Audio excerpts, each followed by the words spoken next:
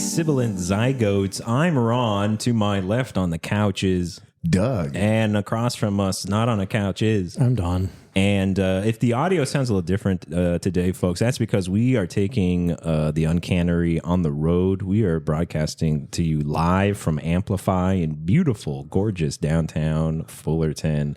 Mm-hmm. Guys, what do you think? Should we rent it out? Is this the place? Is this our studio now? I did ask for rates, so they're getting back to me. Yeah. I don't think we should commit. We got to see how this one goes. Absolutely. Maybe, I like Abbey Road might be available. We should keep our eyes open on their schedule. I really like the idea of not committing and practicing and seeing how things go. You guys watch? It's springtime. Have you guys been watching any springtime television?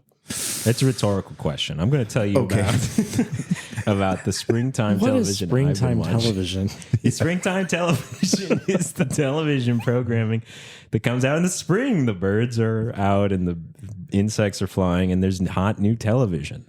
You don't know about this? This is all the networks. I stream. I don't know. So everything is available all the time to me. There's spring. I've kept up with The Price is Right. We stick with Price is Right is definitely a little hairier in the spring. Price is Right. Yeah. Price is Right. Prices have been not right for a little while, but that's for our other podcast. Have you heard of the show The Rehearsal? I have heard of it. Several people have brought it up to me and have recommended. Have you seen it? You gotta watch it. You gonna say that? I'm not. I mean, it's pretty good. You don't have to. I'm not one of those guys who tries to bully people into watching things that they maybe don't really want to watch. Because I feel like people do that to me all the time. Yeah. And if too many people tell me to watch something, then I will no longer watch it. I don't know what. That's just the rebel in you. Everyone else likes it, so I'm not going to like it. Maybe partly that, but it's also it's the 9-year-old girl in you coming out. I only like the unlikable boys. It's something about if so many people have seen it, then they'll just tell me about it. I don't need to. I think I'll watch get it by proxy. Yeah, I'll osmosify it or whatever. Right. But The Rehearsal is a show, the premise of which I find interesting, especially for today's topic, because the premise is a man who wants to find ways to rehearse the most important moments in one's life. And at least the first season, I think the premise is that he's trying to rehearse a relationship, a marriageable relationship with a woman, and then he's like, well, then I want to make sure when I really get married that I'm a good husband, and then we'll want to have kids, and I want to make sure I'm a good dad. So, and in order to do these things, he spends HBO's money to create very elaborate sets, and he brings in actors to act as his wife, and then he brings in child actors to act as his children at different age levels, and he practices how he'll be a parent or how he'll be a husband and all this kind of stuff. And it's supposed to be a comedy program. But the question I wanted to bring to you all was, what is the moment in your life that you wish you could have rehearsed, that you could have practiced for, so that when it happened, it would go off exactly as you wanted it to? Now, before we answer that, I just want to say, for not selling me on the show, that was maybe the greatest pitch on a show. I will be watching it now that you said that. Really, you should watch it. I guess, good job. So I mean, before we answer the question about the show, and I know your question is related, but not directly. But so is it moments, like your wedding moment, or is it the experience of being a husband? I need to rehearse my entire life of being a husband and then going back and doing it better. That's part of the problem he stumbles into, right? It's when do you stop rehearsing, right? Because it's it starts with him helping someone rehearse a date, right? They have a friend they kind of want to ask out, and so they build literally a facsimile of the bar that they hang out at, and it's about, okay, how what could I say to her? How can I make sure the date goes well? But then he's like, well, but the date is only the first part, right? What does it matter if the date goes well if the relationship sucks? So I think you could kind of extrapolate that desire out infinitely, right? But for our purposes, you can just tell me a moment or something. You don't have to say, I wish I could have redone my entire marriage. I'm going to go ahead and hijack the podcast, let you guys know what's going on in the home life. It's interesting because I think about Most of the things that I do, I tend to throw myself into and then look back in hindsight and say, glad I did that, because that's prepared me for this on so many levels. So it's difficult to nail down a moment. I feel like I'm kind of the same way. I'm a sort of like, I'll try it and I'll learn from it and I'll make my mistakes. As long as they don't kill me, it'll be okay. And I've done that with some of the ones that they'll kill you too. But I do like research and like figuring things out. I'm in the process of painting my kitchen cabinets. That sounds like fun. It's really terrible. But I spent a lot of time like watching tutorial videos and trying to research the types of paint and like that. I didn't probably, okay, that's actually my answer. I would have done a dry run of like, I would have picked a smaller cabinet and I would have tried the paint and I would have waited like 2 weeks to see how it cured and if I could get a good finish and how much I need to sand. I would have rehearsed doing my cabinets instead of just doing them because it sucks. Yeah. And I don't even know if the end product's that great. But probably also like for our jobs, we had to rehearse a lot, right? We're educators. You have to practice teaching a lot. I don't practice. I just wing it. Yeah. And so far it's good feel going though. well for you though. The kids like it. What Don, when you were practicing teaching back when cars ran on crank engines, Wow. What was the process like? How did they get live students in the room for you, or it was a room full of cadavers, just like medical school. They're dead. That way you can't damage them. And you can damage a cadaver. that's another episode. That more information about Doug that we didn't want to know. The bonus episode. That's the Patreon exclusive. My teaching practice, I actually had two wildly extreme takes on it. I had two, we used to call them master teachers. Now they're called mentor teachers. Yeah. And one literally told me, you need to come to my fourth period and watch me teach. And then during fifth period, you need to say every single word that I said in the same order that I said them. Yeah. So cool. So there was no thinking involved. It was just, can you reproduce this moment? And my earlier classes were a teacher who said, well, you look like first day, you look like you know what you're doing. I'm going to go get some coffee and you'll be fine. And didn't know what I was doing, what I was teaching ever. Like he never saw me in the room at all. So two wildly extreme, So, and neither of them really set me up for being the teacher that, like, I didn't take a lot from either of those two moments. So, yeah. What would you have needed? What would have made you feel like I'm prepared now? I'm ready for any eventuality and to be an effective educator in the classroom? Feedback on what I was trying to do on my own. So I appreciated the freedom that I had in my morning classes, but I didn't have anybody there telling me, except for the students, right, telling me that this was successful or not. And then in my afternoon class, that was the recitation. I had no flexibility to try things a different way. So yeah. I don't like that. So, but neither of those is my answer. That's not what I would rehearse if I got to choose. Right, because it's worked out, and you clearly had a terrible. Well, I mean, so far we'll see. Teaching, yeah. What would you rehearse? I want to say like my wedding. Yeah, but I think the problem that I'm having is what we started talking about when I asked you the question about the show is. It's a once in a lifetime moment. And I hate once in a lifetime moments. Like, I actually hate New Year's Eve for that very reason. Like, it's just another day and tomorrow is a different day. Yeah. But the fact that it's a year in advance, like that everything changes. Like, I hate New Year's Eve. It's the end of something that makes me think about all the things I didn't do. Like, right.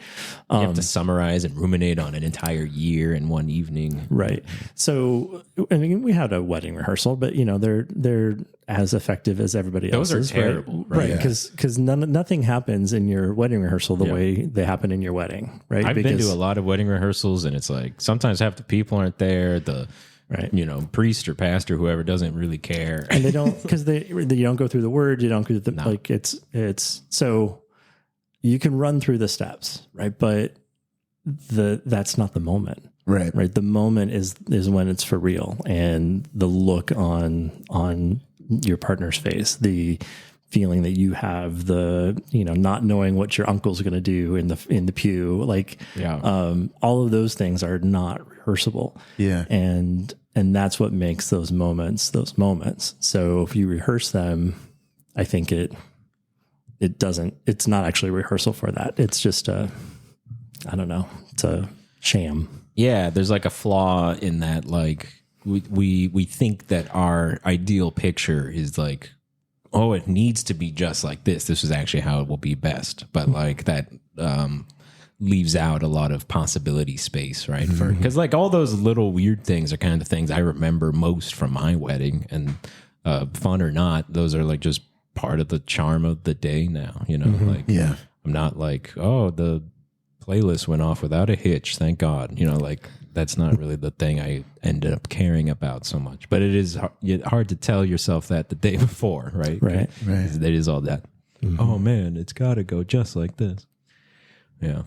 Yeah, it's very reflective for me, because I remember not believing, like when we were on the way to the hotel of the place we were going to with honeymoon the next day, I remember just thinking, especially with wedding, like, oh, it's over. I can't believe how fast that was. Like in retrospect, but it's just the beginning. Exactly. That's right. That's absolutely right. Yeah. And I really enjoyed my honeymoon, but I definitely wish I could have savored some of those moments so much more. But if you rehearse them, it wouldn't be those moments. That is correct. That doesn't fix that savor problem. That is correct. Yeah, definitely. No, you'd probably enjoy it less, because you just be like, I've done this 6 times. Like it means less to me the more I do. For sure. Yeah. Well, mine's a more it's definitely not as sentimental. I rehearsed because when I turned 21, I took the proverbial trip out to Las Vegas and threw some money on some gambling tables and had myself a time. And I didn't really have the money to do it, so it was a very short-lived experience of just losing your money very quickly and going, I guess that's it. But I remember the experience that I took away, and I remember saying, the next time I go to Las Vegas, I definitely want to do this, is looking over at the craps table. That was what I saw. I just saw the 15 people sitting around the table, the hoots and hollers of after every dice roll, and most importantly, the fact that there was dice on the table. That was the thing that because I like dice. I like dice, and I really wanted to play. But the barrier of entry, when you look at a craps table, and if you haven't, it's just, there's so many different options. How does the game work? And it seems like everybody who's at the table is the type of person that's been playing it since they were 3 years old. So I went home. I got myself, I believe is on a website called wizardofodds.com. I took their fake bankroll, and every day I practiced playing craps to get myself ready for the next time, a few years later, when I was going to take the trip. And the thing that was funny about it is I looked up statistical analysis of different ways that you can play, and I ended up on this thread that was explaining that playing with the house, betting with the house. You're one of those. Yep, it's coming. Playing. We can never go to Vegas. Yeah, see, playing. With the house is the way to go. Well, what I didn't know, because again, the rehearsable moment for me is I went, okay, this is kind of working out. I've been playing every day. Most of the days I don't lose as much money. It seems like I'm doing pretty decent. I'm going to take this to Vegas. Well, got to my first table. Did you tell them this is just for practice? Yeah. So I wanted to do overs. Something tells me they wouldn't have liked that had I said it. So here's some Canadian money. Can we just try? Oh, they'll take that too, if I know anything about them. But getting to the table and starting to place bets on the side with the house when the entire table is playing against the house, I didn't realize the moment that I hadn't been rehearsing is hearing I'll never forget this mother and son that are sitting next to me, and this son saying, "Don't worry about him, Mom. It doesn't matter if he's betting against us. We're going to do fine." Well, I started winning because I was playing with the house and the house started to win. And I watched as people not only started to leave the table and stare at me with hawk eyes. I was amazed to see that I was the only person left, and the amount of swearing at me as was leaving the table, you name it, I was not very popular in that moment, even to where the dealers at the table, I believe that's what they're called, the dealer, dealers at the table even said, normally if you're going to do something like this, you usually want to find hours that there's not as many players. Even they were bummed out because they were getting tipped out by that family that was there. Money there, and they're losing money. So technically, the dealer with the stick is called the croupier, but the other dealers are dealers. The croupier was not the one; it was the gentleman who was closest to the side that was taking bets. So, I didn't get. There was no. Yeah, I thought I was rehearsing for a moment that was going to be exciting, and I did end up. It was actually one of my biggest wins that I ever had going to Las Vegas. But what a terrible experience to watch. As everyone essentially gives you the finger and walks away from the table. So I was rehearsing for that experience, not knowing I was not going to get the experience. Again, go back to my original memory, the hoots, the hollers, the excitement. Nobody was with me on that. No, nobody's ever going to hoot and holler for you betting the don't pass bar. Well, hey, there's no such thing as a free lunch, Money comes from someone. Absolutely. Take it from the ground. But you could all go and play don't pass. And you both have been in my workspace, and you know that I have an obnoxiously sized desk. Yeah. Yeah, that is actually the product of a good night at craps table. That's where I got that money. And I was betting against the house. And so that's Vegas's money that I don't know. I don't actually know a lot about crafts. I didn't know.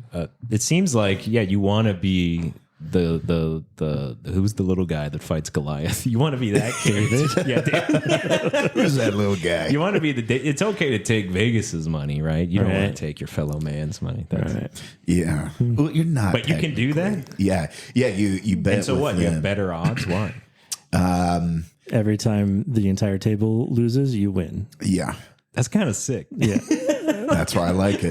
That's why I like it. You can be a real reptile man. As long as you can play by yourself, you're fine. Absolutely. Or, I think that this really begs, we need to go together collectively and we'll all play don't odds. Yeah, we do. Let's see who can last the longest. That's right.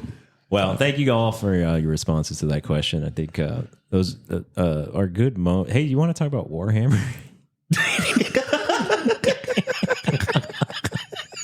Good transition. Yeah. I've been rehearsing my transitions. Yeah. Secretly, this is a Warhammer episode. I want to talk about because I want to talk about wargaming. Okay. Because I think if you're an uncannibal for a while, you've noticed that Doug and I partake in war games, and we every time we mention it, we have to talk about what exactly it is. Like LARPing? No, it's not like LARPing. I'll get into it in a moment, but it's close. But the reason I wanted to talk about it is because I think there's a sort of weird, sort of ethical line or quandary, much like betting with the house and craps. And wargaming has a history of being a sort of like government tool, and for a long time that tool kind of left the government. It became a sort of sport and entertainment for the masses.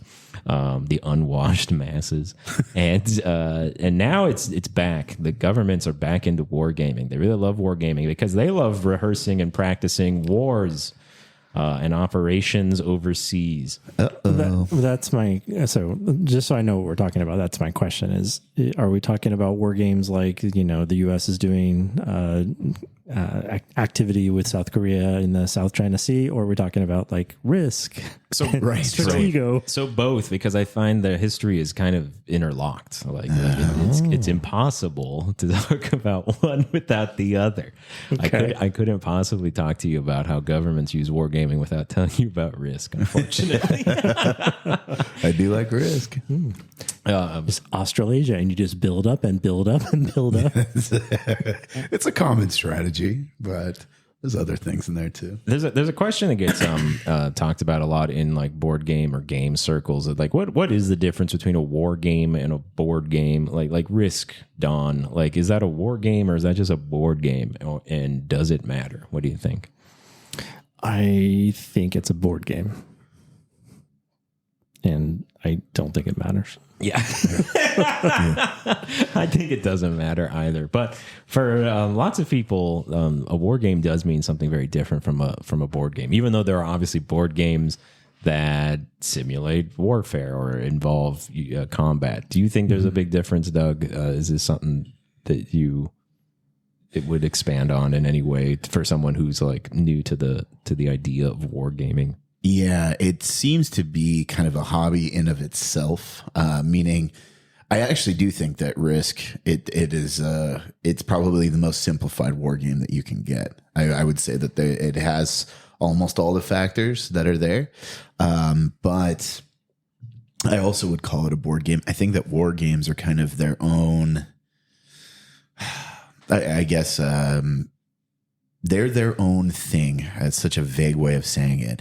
But I just think about the fact that whatever army you're building, how their rules that are kind of contained, whereas a board game is kind of a package that everybody knows the exact rules that are surrounding it. A war game goes so much more outside of it. And it's like, well, no, you're playing a very specific game with your army, your rule set, and what you're doing among a larger set of rules that's there. So in Risk, right, the idea is there's a map that has regions on it that are correspond to continents and countries, and that's the only part of it that resembles war, is that it happens to be taking place on a map, right? And that it introduces the complication of war of having to defend borders. Like the more land you get, the harder it is to defend that land because the space you need to defend is larger. But the mechanism of that defense, the mechanism of offense is not war. It's rolling dice. Yeah. So that's why it's not a war game. So much. Yeah. So I mean, there's a strategy to where you place your armies on the map, but that doesn't seem to be war to me. It's war the way chess is war. Right. Yeah. Let's talk about I guess like the difference, not to be too pedantic, between a board game and a war game is the word war. Like a war game is very much interested in warfare. Whether it was olden warfare or modern warfare, right? That is sort of the impetus or the driving fantasy maybe of that game, right? And so you're like you mentioned chess, and we've talked about backgammon a long time ago. And these games owe something. They have some sort of combat or versus or competitive element. Today, we're not really calling those war games. I want to talk about like the first sort of war game that was designed to like be instructive in how to perfect your ability to wage war. And from what I can tell, this started back in 1810. We've got the Germans to thank, or the Proto-Germans, the Prussians. In 1810, George von Reiswitz was is considered the founder, the father of the modern war game. And so he made a large board, like a 2-scale board of a battlefield. It was 3-dimensional. There was no like chess grid or layout or anything like that on it. He created small miniature figures to represent different military units. These are the artillery. These are the cavalry. These are the blah, blah, blah.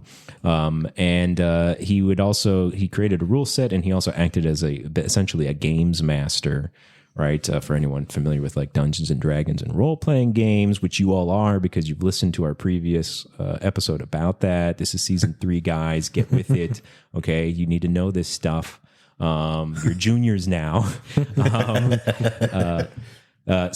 he would have, 2 people play, and he would adjudicate the results. There was no dice rolling. There was no real random element. Someone would say, I'm going to try and take my cavalry through the, woods and surprise his eastern flank. And he would whisper that to George, and George would be like, okay. That sucks. You're going to fail. Right? It's muddy, and your horses don't run very well.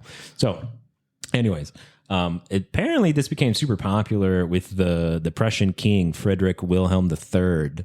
who like really loved this game. He had it brought, like he had George Reiswitz himself brought in with his like only copy of this game, but George was like, oh, it's not ready for the king, and so he spent like months making it better, like carving hand figures of the soldiers and stuff like that. Anyways, he brought it in, and the king loved it.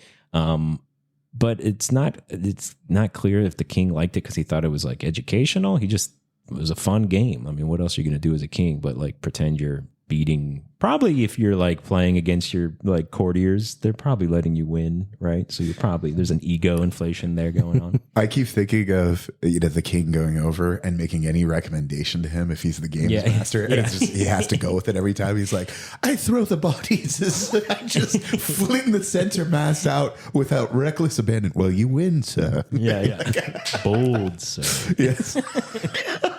It works again. In your best Prussian accent. That was good. It's pretty British. Sorry. The next iteration of this game actually was George's son, who was also George. So the younger George von Reiswitz.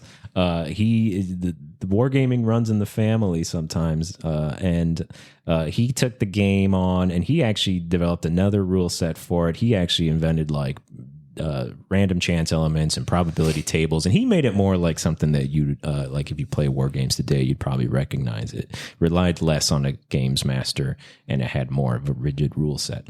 Anyways, he got this into like the Prussian military academies with a little help from the king. He was like, we need to train our officers on this. So like they were playing these games, and the idea was, at least in Prussia, that this was instrumental and useful, but apparently there was like the officer class, like the older officers, they kind of looked down on like these games. They're like, this is bull, this is turkey, this is whatever the Prussians would call bull and turkey. It's like they were looking at them like iPad kids or something. They're like, what are you doing playing games? Like, this isn't actually going to help. So are these things actually useful? In 1870, the Franco-Prussian War occurs, and from what I could tell, Prussia whips France very quickly, and this is considered a vindication of their training exercises, of their wargaming fascination, and it's also sort of the beginning of like Prussia and later Germany's sort of like association with like very effective military strategy, right? They were considered sort of like the leading military at the time, not only because of their armies and their technologies and things like that, but because their officer class was considered so well educated and well prepared for scenarios and strategic thinking. And I happen to know about the Franco-Prussian War. Yeah, it wasn't. I mean, father was in it, right? It's too easy. France was better equipped, and yet Prussia won. Yeah, they were expected. It was the world thought Prussia was was high for even engaging for being the aggressors in the war, right? But they very quickly kind of beat them back. So why did they win? Yeah. Well, wargaming, because they're board game nerds. Yeah, exactly. Yeah, because so really, you and Doug have been preparing for world domination. That's exactly right. You never know. Yeah, you just never know. Yeah. Obviously, this is a scenario where, like, if there was something you wanted to be prepared for, obviously one of the worst situations, active warfare, combat, right, would be something that you would, right? This is why you train in jiu-jitsu, right, all the time, so that you can subdue any guy you see on the street. All of those streets, actually. Anytime I walk the streets. So I understand the impulse to want to do this, right? And to use it. Obviously, you want to train your soldiers and your cadets and your everyone, right? People should know how to operate on the field of battle, right? This is a good idea so far, right? What's the problem? The way that you just posed that question. So if we're going back to von Reiswitz, Georg Reiswitz, I don't know. He made this game to train generals with. Yeah. But what you just said is we want to train our cadets. Yeah. And I think that's different because it actually goes back to what I said about my wedding, right? Is so sure, I want my soldiers to be physical, to know how to attack, to know how to kill a person, like all of those skills, but we can't rehearse that because in the fog of war, you can't predict all of the variables that they're going to face. It's not the way like a general looking at a map back in HQ can say, well, if we take the front here and we advance on this side and we flank them here, like that's all strategy. But when you go out to the field, like it's just about survival in that moment. Yeah, and that's exactly what the veteran officer corps was saying about these games, right? It was like these were guys who had actually been in wars, and it's like there's no old guy who is like can sit here and judge a game and give you an accurate representation of what would actually happen until you're actually there. And what's your ability to command the respective men? Was it rainy 3 days ago? Was it rainy 2 days ago? Are the horses fed? All these things are like things that they said at the time. Like you're not like, yeah, you can make this as complicated a game as you want, but there's no level of simulation that can even really match reality, right? Or even put you in the same mindset you would be in at that actual time. And there seems to be for all, everyone thinks, wow, wargaming won Prussia the war. They're really smart and good. And so other nations start bringing in their own kind of games and start trying to train their generals and officers on these kinds of things. And then in World War I, at the outset of World War I, the Germans, right, Prussia by another name, were wargaming what they called the Schlieffen Plan, which was their original plan to, again, attack France, dominate them, and win the war in 6 weeks, right? And they were wargaming that one for months and months prior to the outset of World War I. And then, obviously, that didn't go according to plan, right? I was going to say that one didn't go Yeah, that one turned well. into, 4 years of stalemate. So even that, this sort of seemed to, be the moment where everyone was like, okay, maybe these are, they were lucky that one time. Like games might have some use, but they should not be they may be of limited ability until World War II, actually, because who else really loved war games in World War II? The United States. Probably, but no, not the answer I'm looking for. That was bad teaching. That was a bad. That was on me. I'm sorry, Doug. That's on me. Remember earlier when I said I'll just boldly go into a situation? Yeah. I've done that so many times on this podcast. Please keep doing that. Yeah. No, Japan. Apparently, Japan really. As Japan was industrializing and emulating European countries, they heard about wargaming, and they really liked the idea. They had a wargaming college where they would pull all their admirals and generals, and they actually wargamed Pearl Harbor. The first time they wargamed it didn't work. They were trying to simulate sneaking a navy across the Pacific Ocean and attacking the U.S. Navy in Hawaii, and they got caught by air patrols, and the weather was bad, and instead the entire U.S. Navy assembled and faced them on the open ocean and destroyed their navy, and it crippled their capacity and would have lost them the war. And they were just like, wow, this is a terrible idea. And then they were like, let's run it one more time. And they did, and this time it worked really well. They were like, okay, we need to take a more circumnavigating route to the islands and blah blah blah, and it worked. And this gave them the confidence to actually pull off that attack. Wow. And it did work in real life, kids, if you don't know that yet.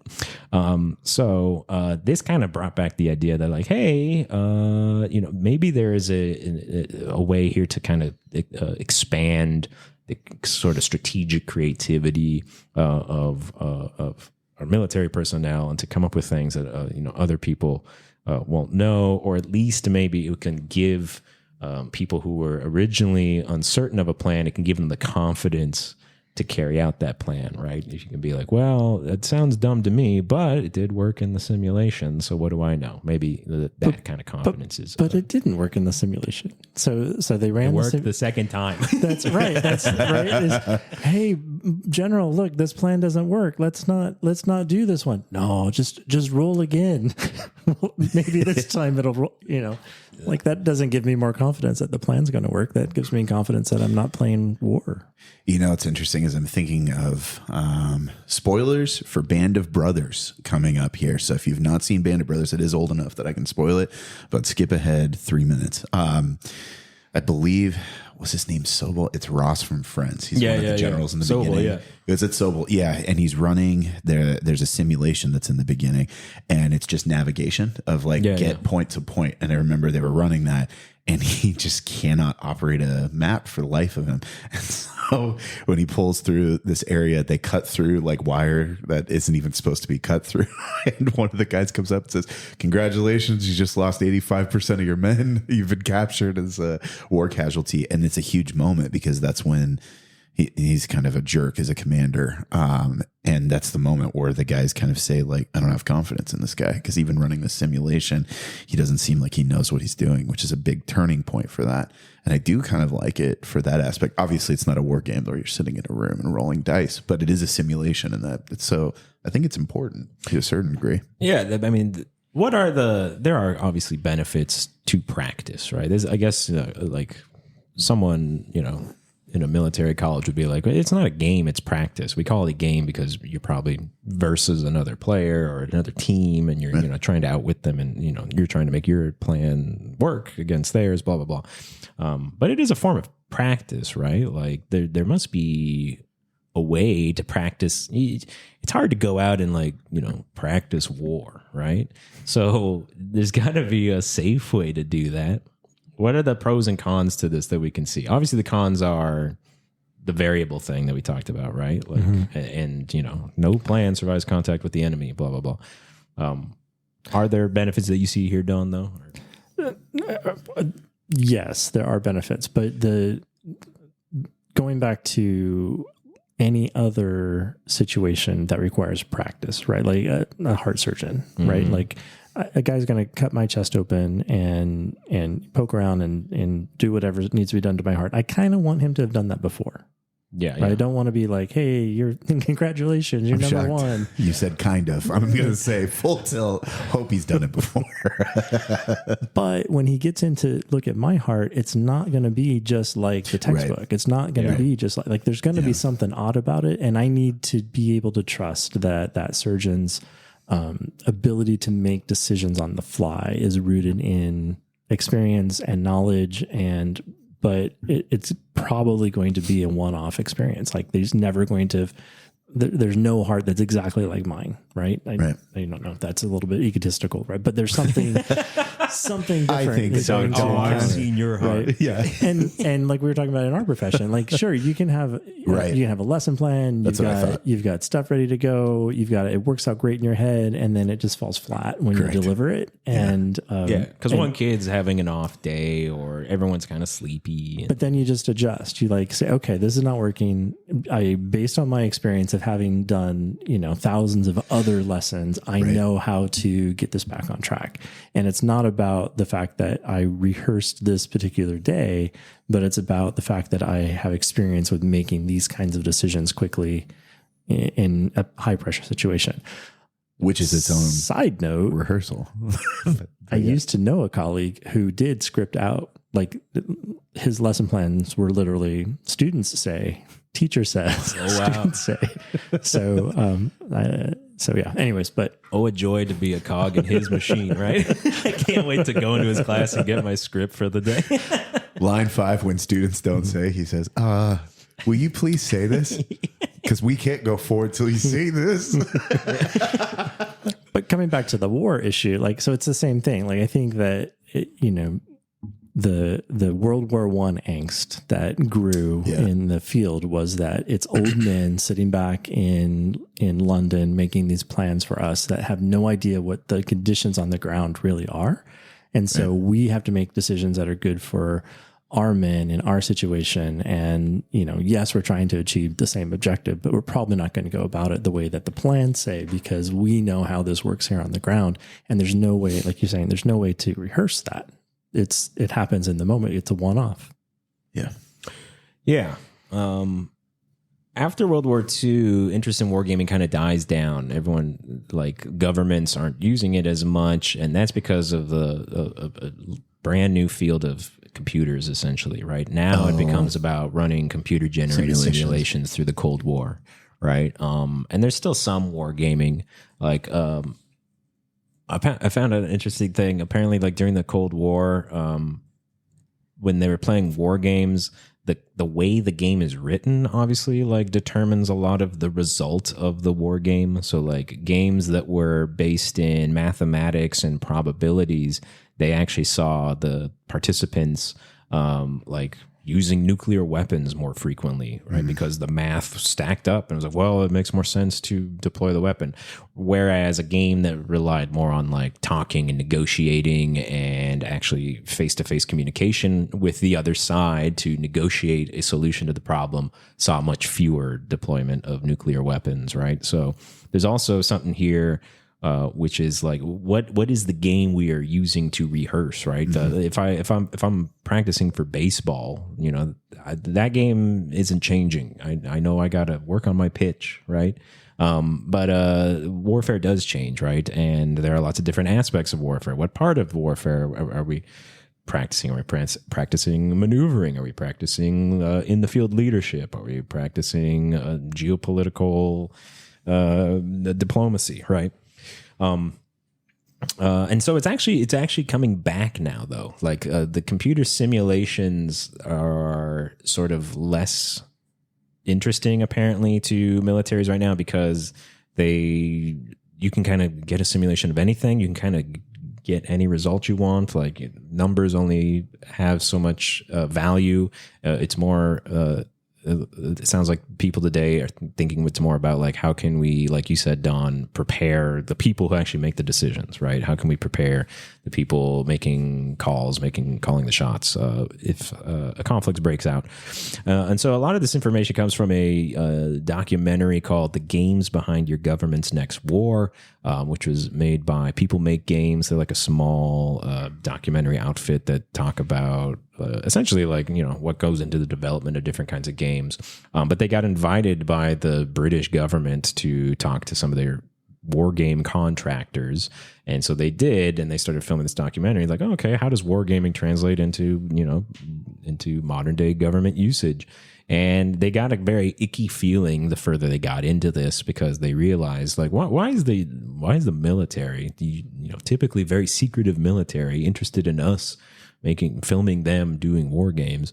And they realized because it was like advertising, because they want to.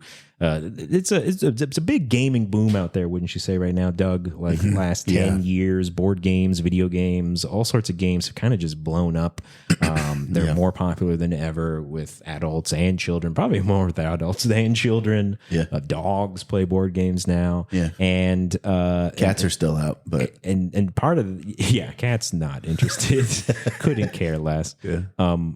But a lot of that fascination has like transferred into government as younger people with those kinds of interests now take on government roles. And they're like, oh, I play Dungeons and Dragons. I can see how with a few tweaks this could be useful, or at least I could sell this to the government and they'll give me money for developing some sort of war game to, you know, create a scenario. So just to be really clear, like a war game for a government isn't necessarily like a board game. It's not like Risk. It's not even like one or two people, right? It can be like 25 people on a team, all in a room, given a situation. Sometimes they have game masters, right? Sometimes they take, you know, several hours. Sometimes it can take weekend, right?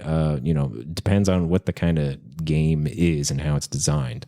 And so I guess the thing that the documentarians found interesting and that I also find interesting is like, you know, since kind of World War II, wargaming has sort of become a form of entertainment, right? Like people play Risk, people play Axis and Allies, people play Warhammer 40,000, right? All of these are different kinds of games that still try to simulate warfare, even if it's goofy and cartoonish and sci-fi, like in Warhammer or something. But they owe a lot to essentially the core that Reiswitz kind of created back in the 1810s. So what does it mean when like gameplay that's supposed to be kind of fun and now is being taken seriously as something that could actually result in saving or losing real human lives? means the pendulum has swung in a direction that I don't like, but it hopefully will swing back. So the wargaming prior to World War II was focused on strategy and focused on maneuvering men into positions that would ultimately win your side of a conventional war. After World War II, the computer simulations you're talking about, what I think the Rand Corporation, who started running those simulations, what they found was that there's no way to win a nuclear war, right? And so surviving the nuclear age of the late 20th century wasn't about making the plan so you could simulate a successful nuclear war. What the computers determined was there was no such thing. So the only safety was to not play, which is actually what the shall we play a game? The movie War Games pointed out, right? The successful strategy of winning a nuclear war is to not play a nuclear war.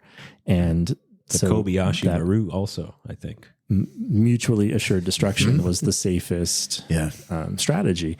So what you're talking about and the swing now to war games in government use, right, is because look at how many more conventional conflicts we have now than we had in, not that the world has never been, completely peaceful, of course, right. But in the height of the Cold War, we had less conventional conflict because that was where the focus on preparation was. But now it seems like we've all mostly agreed, although, there's been some chatter recently from the Ukraine war that there's possibility of the use of nuclear weapons. But the world kind of felt safe from the 90s to the 2010s that everyone agreed nuclear warheads were bad, so we just won't use them. We had to have them so that nobody else used them. But then the focus then returns to conventional war. And I think that's why it troubles me that's the swing that's happening, is because because it's useful now, because we're returning to a time of conventional conflict.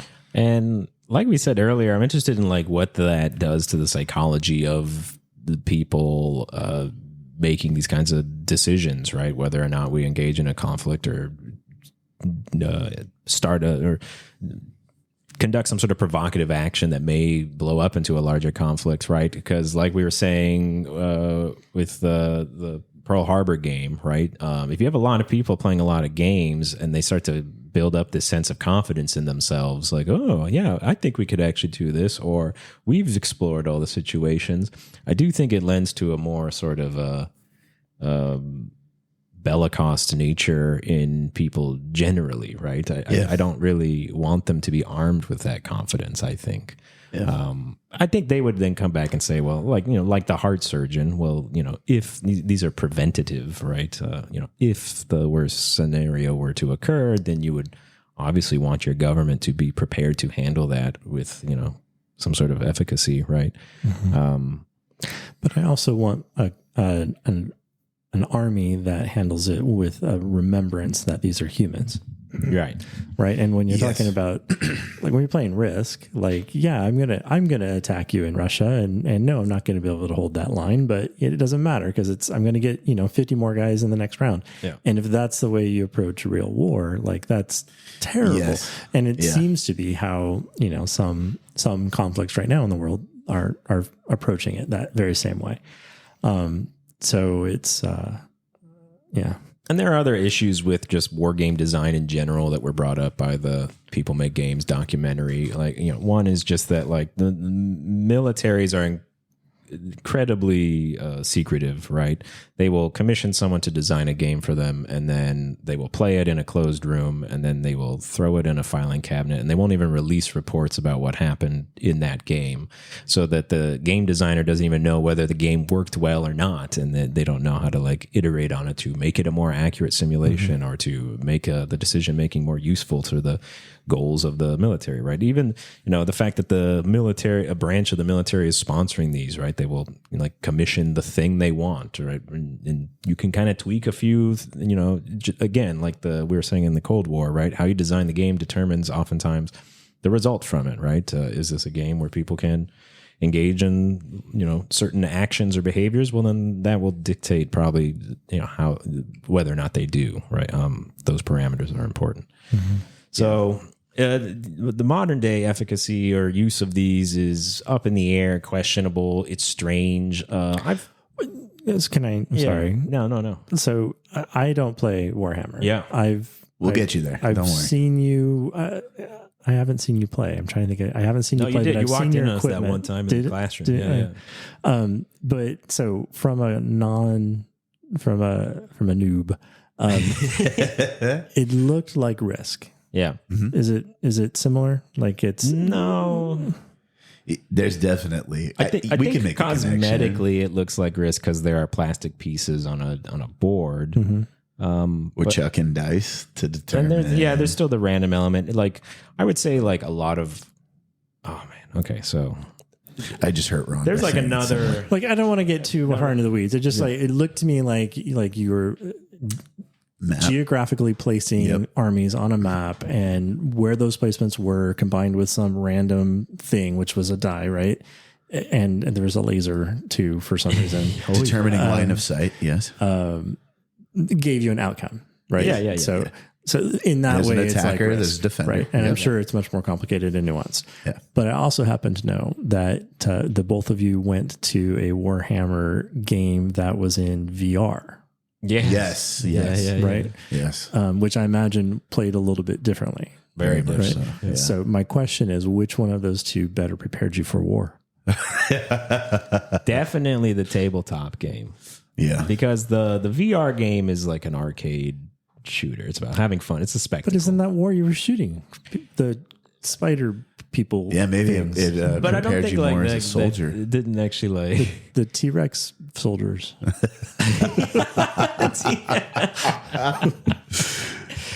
I think I'm not going to say that I am a better at strategy or anything because I've played war games. I think I'm good at those specific games if I'm even good at them, which I'm usually not. But like I think you can be good at the game. It doesn't really translate into a lot of general, ability. And by the game, you mean the board game or the video game? I guess both, right? But I think like that any game will train you to do that thing well, right? If I'm playing like just because I can play hockey really well doesn't mean I'm like a really fit runner or something, right? Yeah. Like, or it translates into doesn't mean I can manage my marriage. In fact, probably I can't if I'm playing hockey. I think all indications are everyone's in for a rough time in that partnership. So this is kind of my personal take on it. I do sometimes wonder, like, why do I play war games? And the reason I sighed earlier was because, like, even in the war game culture, there's like two other subsects. There's like Warhammer would be considered like a shooting arcade game to someone who's really into like historical wargaming, which oftentimes don't have dice and kind of like in the Reiswitz frame of mind will have a game master, right? To kind of determine what actually happens. The time I felt the weirdest was when I was buying into a World War II war game. I've always ever played like sci-fi and fantasy games. And then I was like, I'd like to play World War II.